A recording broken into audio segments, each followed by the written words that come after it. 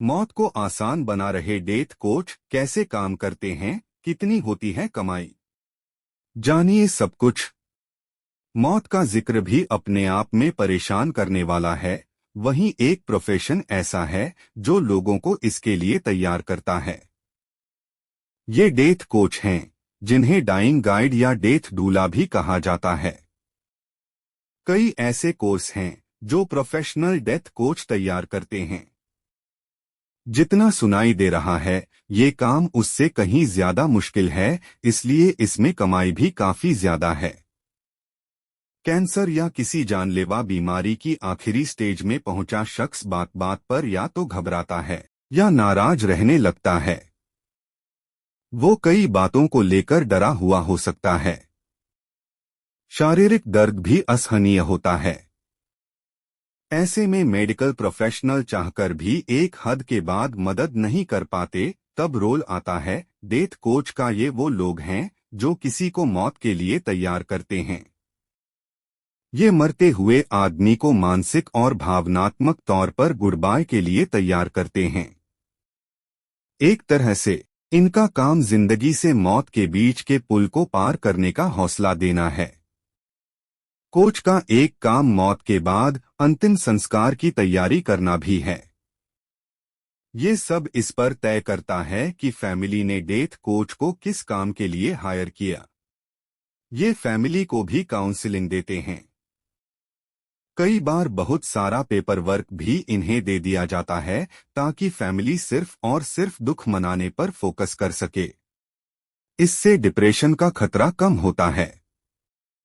Death guide दुनिया के कई देशों में पाए जाते हैं। ब्राजील, कनाडा, चेक Republic, Germany, Ireland, Japan, New Zealand, रूस, यूके और यूएस में इनकी खूब जरूरत पड़ रही है।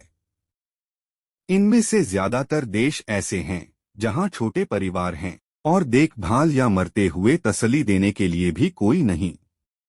केरल में कुछ डॉक्टरों ने मिलकर इसकी शुरुआत की। माना जा रहा है कि अब 3 से ज्यादा ग्रुप स्वैच्छिक तौर पर काम कर रहे हैं।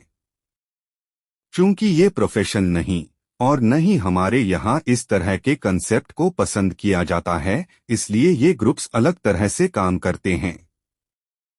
वे ऐसे लोगों की पहचान करते हैं जो जीवन के आखिरी दौर में हों।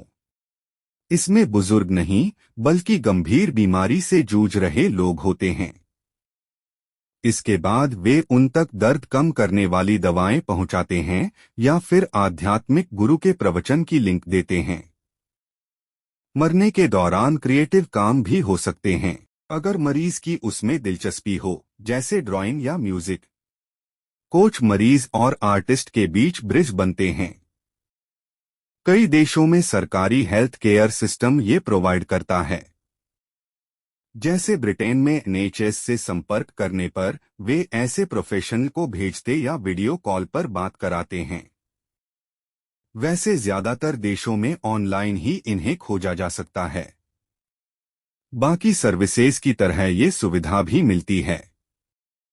ये काम काफी मुश्किल और भावनात्मक तौर पर परेशान करने वाला है। यही कारण है कि डेथ कोच को अच्छी खासी रकम मिलती है। जैसे अमेरिका की बात करें तो ये लोग 50 लाख सालाना से ज्यादा कमाते हैं, जबकि वहां की औसत एनुअल तनख्वाह इससे कम है। बहुत से देशों में कोच अपनी पेमेंट जितनी बताते हैं, मौत अगर सुकून में हो तो परिवार उन्हें इससे ज्यादा पेमेंट करता है। कई जगहों पर एडवांस पेमेंट ही ले ली जाती है। चूंकि मरते हुए व्यक्ति को शांत रख पाना और उसके घर वालों को तसल्ली देना काफी चैलेंजिंग काम है, लिहाजा इसके लिए कोर्स और ट्रेनिंग भी मिलती है। ये छोटे से लेकर बड़ा कोर्स कराते हैं।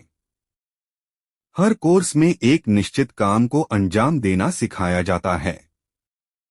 भारत में डेथ कोच का सीधा कंसेप्ट तो नहीं, लेकिन इससे मिलती जुलती कई चीजें हैं।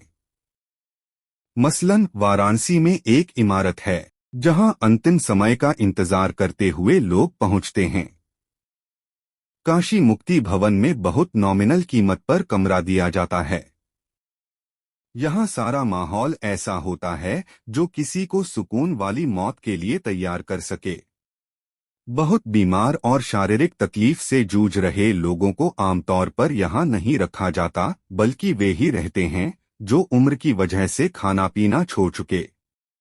एक निश्चित समय के भीतर अगर शख्स की मौत न हो तो उसे कमरा खाली करना होता है। बता दें कि काशी मुक्ति भवन में अक्सर वेटिंग चलती रहती है। लाइक करें, कमेंट करें, सब्सक्राइब करें